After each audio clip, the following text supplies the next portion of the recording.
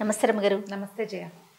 రమగారు, నాకు పాజిటివ్ వచ్చి తగ్గింది కదా, మేలో వచ్చింది యాక్చువల్గా. నాకు మే అంతా కూడా కొంచెం ఇబ్బంది పడ్డాను. జూలై దగ్గర నుంచి రమ్మగారు జుట్టు ఊడిపోతుంది. ఇంట్లో అయితే ఎక్కడ చూసినా నా హెయిరేనండి. ఇంట్లో కానీ ఆఫీస్లో కానీ. ఇంట్లో ఉన్నంతసేపు మనం వండుకునే వాటిలోకి వెళ్ళిపోతాయో ఏమోనని ముడేసుకుని ఉంటున్నాను రమ్మగారు. మరేం చేస్తాం? తలంతా కనిపించేయటం, మాడంతా కనిపించేసేయటం, మేనేజ్ చేయాల్సి వస్తుంది. చాలా ఇబ్బంది పడిపోతున్నా. నేను ఎవరితో మాట్లాడినా పాజిటివ్ వచ్చి తగ్గిన తర్వాత అందరూ ఫేస్ చేస్తున్నారట ఈ ప్రాబ్లమ్ని. మగవాళ్ళు ఆడవాళ్ళు ఇద్దరు కూడా. ఏమన్నా మంచి చిట్కా ఉంటే చెప్పండి రమ్మగారు. అంటే జనరల్ ఇష్యూ ఏంటి కదా ఇది జయ. అవును. దీనికి ఏంటి, మీకు జ్వరాలు అవి వచ్చి తగ్గాక రక్తంలో మార్పు వస్తుంది. తర్వాత అవి వేసుకునే మెడిసిన్స్ వల్ల ఈ పాజిటివ్ రావడం వల్ల కూడా దాని లక్షణం ఆ జుట్టు ఊడిపోటాలు అవన్నీ కూడా దానివి. ఇప్పుడు మల్టీవిటమిన్ లాంటివి ఏమైనా మనం డాక్టర్ తోటి మాట్లాడుకుని, హెయిర్ లాస్ వీక్గా ఉంది, ఆ ఉన్న హెయిర్ కూడా ఏమీ బాగుండదు, కచకచాన్ని ఏదైనా ముట్టుకుంటే గడ్డి ముట్టుకున్న ఫీలింగ్ వస్తుంది. డాక్టర్ తోటి ముందు ఏదైనా తప్పకుండా ఒక మెడికేషన్ తీసుకోవాలి జయ. అవునండి. మెడికేషన్ తో పాటుగా మనం ఇంట్లో చేసుకునే చిన్న చిన్న చిట్కాలు ఇంతకు ముందు కొన్ని చెప్పాం మనం. అవునవును. అవి కాకుండా సాధారణంగా మనం అనుకున్నాం జనరల్ గా చేసేది. ఇప్పుడు మనం చేయటానికి ఒక 2-3 మంచి చిట్కాలు చెప్దాం. చెప్పండి. అన్నం గంజి, బియ్యం కడిగిన నీళ్లు కానీ, అన్నం వార్చిన గంజి కానీ జుట్టుకి చాలా ఉపయోగపడుతుంది. ఎంత మెరుపుగా ఉంటుందో. ఓహో, చాలా బాగా పనిచేస్తుంది. జుట్టు ఉడ్డం లాంగ్ రన్ లో ఆగుతుంది. మీరు లోపల నుంచి ఏదైనా వేసుకున్నారనుకో, వేసుకుంటే కొంచెం జుట్టు ఉడ్డం ఆగింది, కొత్త హెయిర్ వస్తుంది. ఆ వచ్చిన హెయిర్ హెల్దీగా చకచకా పెరగడానికి ఇది యూజ్ అవుతుంది. ఓకే. ఇది మనకి ఎందుకు పనిచేస్తుంది? లోపల ఇప్పుడు పైన రాస్తే జుట్లు రావు. పైన రాస్తే ఏమవుతుంది, జుట్టు సపల్గా, మెత్తగా, నున్నగా, మెరుపుగా. ఇప్పుడు నా జుట్టు మెరుస్తూ ఉంటుంది. అవునవును. నేను కలర్ చేసుకుంటాం కదా, ఏదో హెన్నా పెట్టుకుంటాము. హెన్నా పెట్టుకుని ఇండుగా పెట్టుకుంటే జుట్టు ఒక గడ్డిలా కనపడుతుంది. ఈ గడ్డి ఫీలింగ్ లేకుండా ఉండాలంటే ఏదైనా మనం కండిషనింగ్ చేసుకోవాలి. ఈ కండిషనింగ్కి మనం ఏం చేస్తాం, సాధారణంగా అందరూ చేసేది కండిషనర్ దొరికేస్తుంది, రకరకాలు దొరుకుతాయి. అవును. కొనుక్కొని తెచ్చుకుంటాం కండిషనర్. ఇప్పుడు షాంపూ 200 ఉందనుకో, కండిషనర్ కూడా 200 250 ఉంటుందా? అవును. షాంపూ ఖచ్చితంగా కొంత కెమికల్ బేస్డ్ ఎంతో కొంత. మనం ఎంత జాగ్రత్తగా ఉన్నా ఇప్పుడు కండిషనరు అది కూడా ఇంచుమించుగా అలాంటిది. రెండు అవే అయిపోతాయి. అలా అప్పుడు మనం ఏం చేయొచ్చు, షాంపూ వాడుకొని కండిషనర్ హోమ్ మేడ్ వాడుకోవచ్చు. సూపర్. ఈ కండిషనర్కి మనం ఏం చేయొచ్చు అంటే, ఈజీ మెథడ్ ఏంటంటే, మరీ తెల్లగా ఉన్న బియ్యం అయితే బియ్యం కడిగినా ఎక్కువ నీళ్లు, చిక్కటి నీళ్లు రావు. తర్వాత ఏమో మన గంజి వార్చడానికి చేత కాదు. అవును. బియ్యం వార్చడం ఎంతమందికి వచ్చు? నాకు వచ్చు అని కొన్ని కామెంట్స్ వస్తాయి. అందరికీ రావు కదా. బియ్యం వార్చి చూడండి, ట్రై చేస్తే మీకు తెలుస్తుంది. కొంచెం నీళ్ళు ఎక్కువ పోసి అది బాగా ఉడకబట్టేసిన తర్వాత అలాగా వార్చేస్తే గంజి వచ్చేస్తుంది. ఇంట్లో ఎవరైనా పెద్దవాళ్ళు ఉన్నా, లేకపోతే మన దగ్గర ఉన్న పనిమాయిలు మంచి పెద్దవాళ్ళు అయ్యి వాళ్ళకి అన్నం వార్చడం వస్తే వాళ్ళ దగ్గర నేర్చుకోండి. రేషన్ బియ్యం అయితే కొంచెం చిక్కగా వస్తుంది, గంజి కూడా చిక్కగా వస్తుంది. ఇప్పుడు ఈ అన్నాన్ని పారేయాల్సిన పని లేదు కదా. బియ్యం వార్చిన అన్నము ఆరోగ్యానికి కూడా మంచిదే. షుగర్ వాళ్ళు రైస్ తినమంటారు, స్టార్చ్ తీసేస్తాం కాబట్టి షుగర్ పేషెంట్లు తిన్నా కూడా పర్వాలేదు. కొంచెం చిన్న డైటింగ్ లాగా కూడా అవుతుంది వార్చేసిన అన్నం.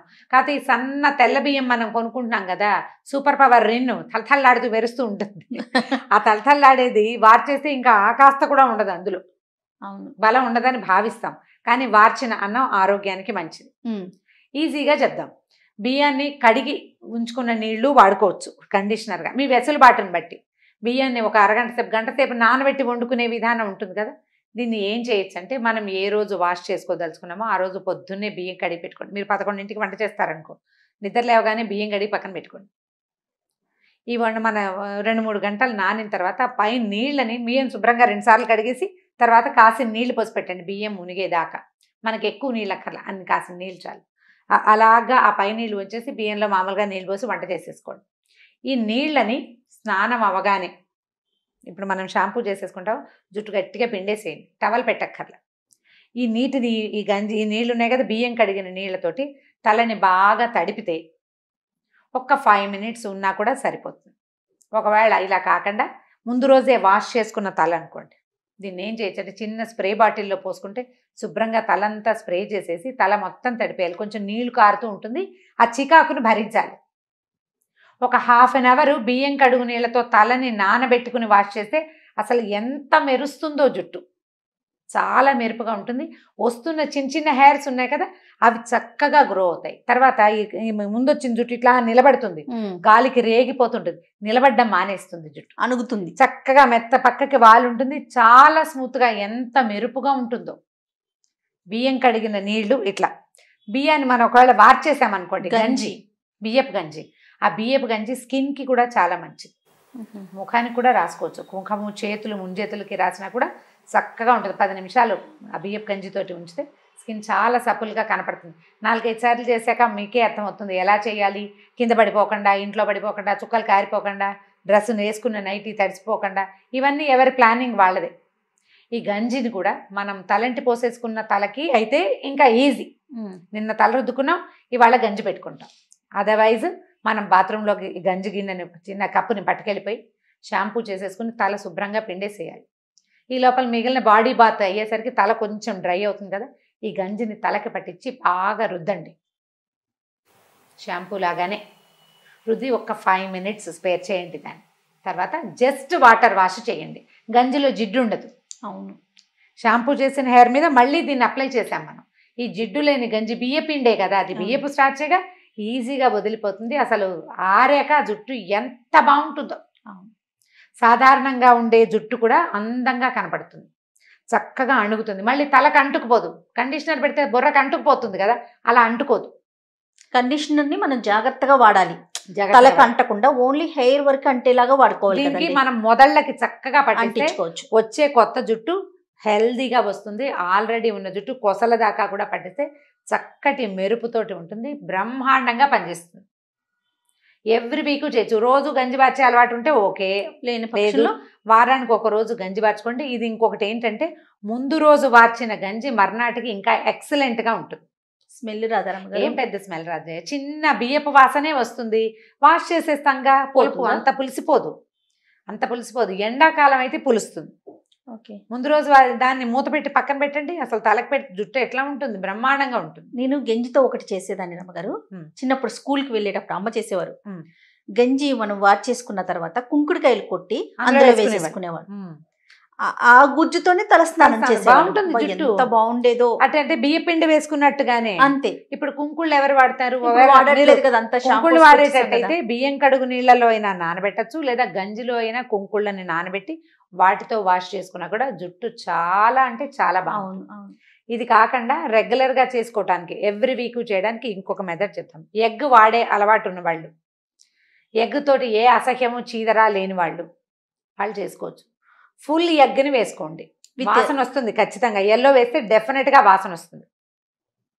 ఓన్లీ వైట్ తోటి అంత బెనిఫిట్స్ ఉంటాయని నేను అనుకోను. ఓకే, ఫుల్ ఎగ్, ఒక ఎగ్ వేస్తే దాంట్లో ఒక 3-4 స్పూన్ల నూనె, ఒక అరచెక్క నిమ్మకాయ. ఏం నూనె? కొబ్బరి నూనె. మీరు కొబ్బరి నూనె వేసుకోండి, నువ్వుల నూనె వేసుకోండి, ఆలివ్ ఆయిల్ వేసుకోండి, మన ఇష్టం, మీ ఇష్టం. ఈ 3 నూనెల్లో ఏ నూనె అయినా వాడుకోవచ్చు. ఆయిల్ వేసి ఒక అరచెక్క నిమ్మచెక్క పిండండి, లేకపోతే ఒక స్పూన్ పెరుగు, గట్టి పెరుగు ఉంటే అదైనా వేసుకోవచ్చు. నిమ్మకాయ సూట్ కాని వాళ్ళు, డ్రై అయిపోతుందని భావించే వాళ్ళు అది వేయబోకండి. పెరుగు వేసుకోండి, జుట్టు సప్పిగా బాగుంటుంది. దీంట్లో అరటిపండు వేసుకునే విధానం కూడా ఉంది, అది అందరూ భరించలేరు. అరటిపండు పక్క పెట్టండి, ఇదే చేద్దాం మనం. పెరుగు లేదా నిమ్మకాయ, ఎగ్గు, నూనె బాగా కొట్టేస్తే చక్కగా దీనిలాగా వస్తుంది, నురుగు నురుగ్గా. తల మొదటి నుంచి చివరి దాకా, బుర్ర మీద నుంచి అంటే మాడుకి అంటచ్చు, అక్కడి నుంచి చివరి దాకా పట్టించేసేయండి. ఇదేం పెద్దగా స్పిల్ అవ్వదు, కారదు, కాసేపట్లో డ్రైగా కూడా అయిపోతుంది. 40 మినిట్స్ నుంచి 1 అవర్ దాకా ఉండండి చాలు. 40 నిమిషాలు ఉంచినా సరిపోతుంది. 40 నిమిషాల్లోనే తల ఎండిపోతుంది. చక్కగా మంచి షాంపూ, వాసన వచ్చే గుమగుమలాడే షాంపూ తోటి తల రుద్దుకోండి.